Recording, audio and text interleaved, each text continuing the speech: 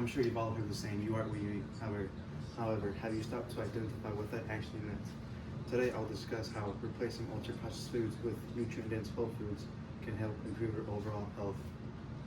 As an exercise science student and someone who has had the transformation from eating ultra-processed foods, such as in this second slideshow, had a lot of belly fat. I was around 260 pounds, which was taken around March of the 30th, as well as that, I was very sluggish, tired, angry.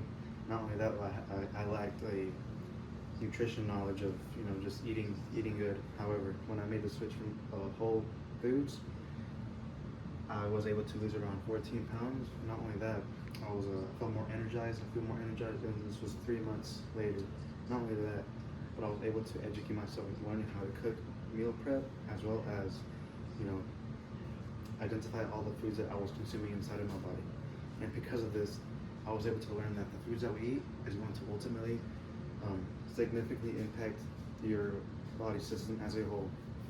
As a source by the PubMed Central states that they had at least 20 randomized controlled people tested.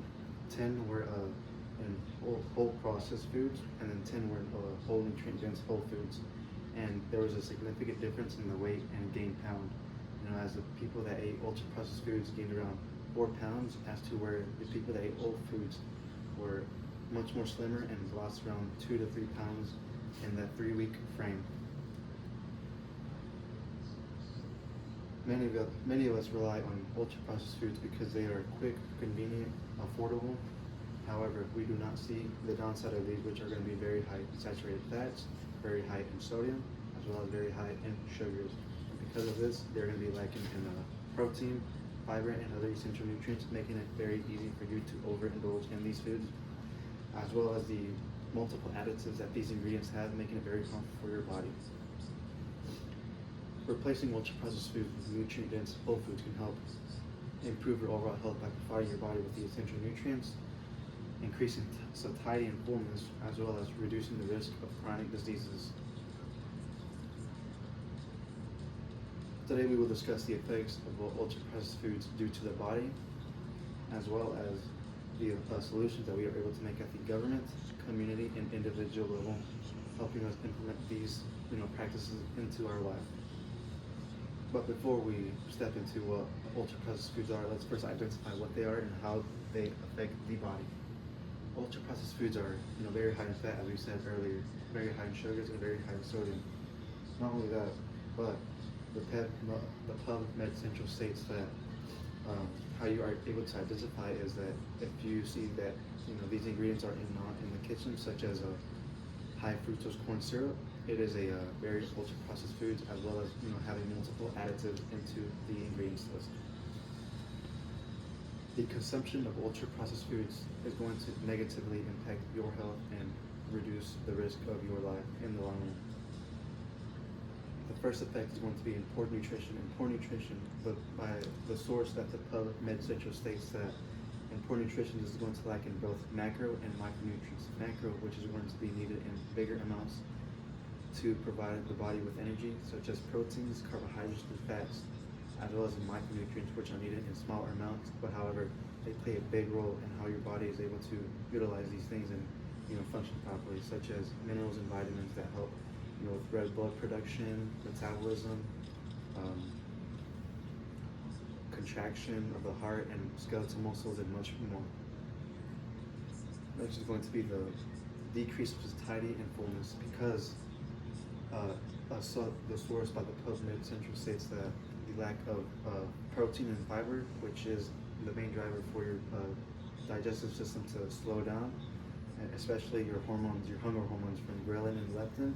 Ghrelin is the hunger hormone to signal your body when it is time to stop eating, and leptin is the hunger hormone that signals your body when it is time to eat. And if these things are not correlated with your brain, then it can lead to overindulgence and lead to possibly weight gain or obesity. Next is going to be the increase of chronic diseases. The source by the PubMed Central in an article say that over the past 50 years, American health has declined and has been one of the worst countries to manage their health in the long run. And because of this, 71% of Americans are obese. 2.7 of them are physically active, leading that 100 million people are overweight or obese, making it very harmful for the body. As well as not only that, but ultra processed foods are much more dangerous than cigars, making it really, scary for all of us. Luckily enough, we're able to make solutions at the government, community, and individual level to help reduce our dependency on ultra processed foods. At the government level, at the government level, one of the sources by the PubMed Central states that, because of the increase of knowledge and the expenditure of our knowledge, many believe that nutrition knowledge is able to increase, making it, for us consumers, be more aware of the foods that we eat. This is because policymakers can establish nutrition education, as well as have better marketing labels on the front of products, not misleading, ultra processed foods with higher protein, higher fiber, but it being very high in calorie, not making it very healthy for you, as well as the additives that it has.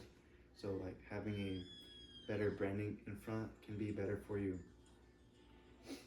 Next, at the community level, we can help support small businesses, as well as support farmers that provide foods with, fruits, vegetables, and leaner cuts of meat, making it accessible within the community. At the individual level, as us consumers, we can be more aware of the foods that we eat by reading both the ingredients list and the nutrition label, making it, to identify the foods that we are eating, and yes, it's helping to ensure that we are going to limit those foods that are very harmful for the body.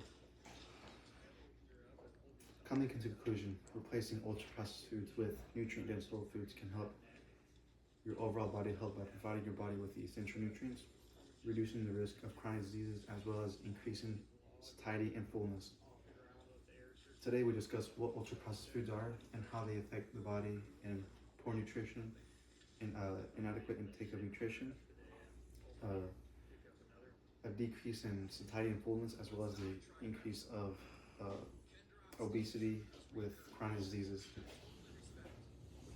as well as the solutions that we are able to make at the government, community, and individual level to help implement and reduce the risk of many of these problems.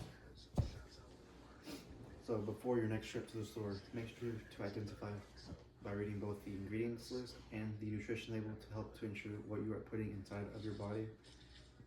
I challenge you this week: replace an ultra-processed food. This could be, a Pop-Tart, chips, anything that's very in the middle of the store, and that's long life shelving, and that has, ingredients list, that's corn syrup, and replace it with, fruit, baked chips, rice cakes, whatever it may be, something that's much more less ingredients and much more nutritional for you, and can impact your day-to-day life with much more energy.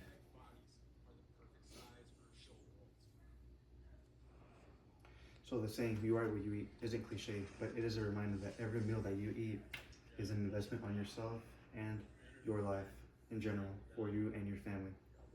As well as that, one choice that you make is going to build off of that in the future and help, hopefully change other people's lives in the future. Thank you.